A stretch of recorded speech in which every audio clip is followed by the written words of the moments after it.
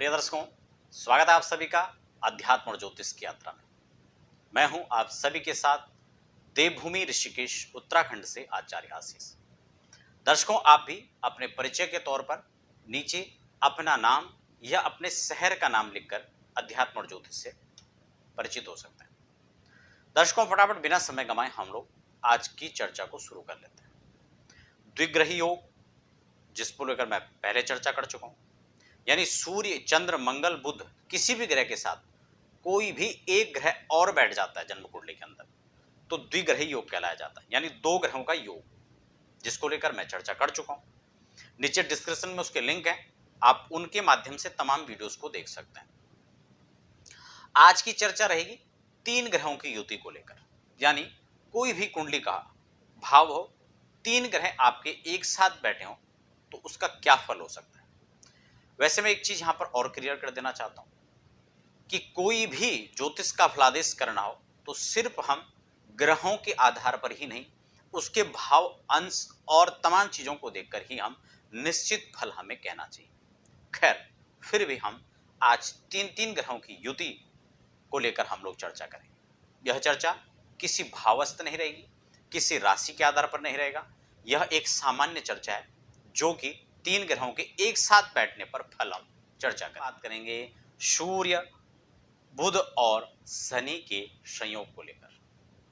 यदि तीनों ग्रह किसी भाव पर आकर बैठते हैं, एक स्थान पर आकर बैठते हैं, उसका सामान्यतः फल क्या रहेगा।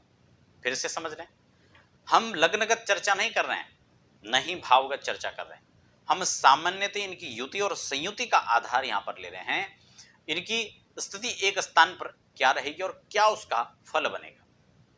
इसलिए अगर तीनों ग्रह बैठते हैं तो यहां पर क्या फल बताया का शनि सूर्य बुधेर योगे दुराचार पराजितः बंधुर्भिश्च परित्यक्तो विदेशी जायते नरः विद्वेषी जायते नरः।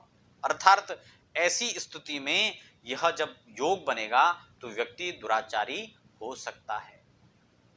अगर इस पर शुभ ग्रहों की दृष्टि न हो तो यह क्या होगा, दुराचारी होगा।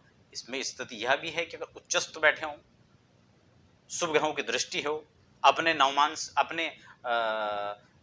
राशि, नवांश में भी अच्छी स्थिति में हो, मूल त्रिकोण आदि राशि पर बैठे हों, अपनी उच्च स्वग्रही राशि पर बैठे हों, शुभ भाव में बैठे हों, तो भावों का इसका जो फल है वह शुभ में प्रणीत हो सकता है। लेकिन फिर भी इस स्थिति में जो सामान्य तौर पर जो फल निकल करके आ रहा है वह इस व्यक्ति को परित्यक्त कर सकता है सभा के बीच से, परिवार से, बंधु बांधवों से। ऐसे व्यक्ति किसी न किसी कारणवश, किसी भी कारणवश यह व्यक्ति वहां से परित्यक्त हो सकते हैं, उस समूह से, उस परिवार से, उस वर्ग से। और उसका ये जो है, उसका द्वेष इनके मन में हमेशा के लिए कुंठा बैठी रहती है और सबके द्वेषी ऐसे लोग हो जाते हैं, क्योंकि कहीं ना कहीं कोई भी ऐसा काम, ऐसा कारण बन जाता है कि इनके प्रति द्वेष की भावना जागृत हो पड़ती है, शत्रुओं से पराजित ऐसे लोग हो जाते हैं। तो ये सामान्य तौर पर इन तीन ग्रहों की युति को लेकर चर्चा थी। आप ऐसे ही तमाम चर्चाएं देखने के लिए बने रहें और हमें दीजिए फिलहाल इजाजत। धन्यवाद।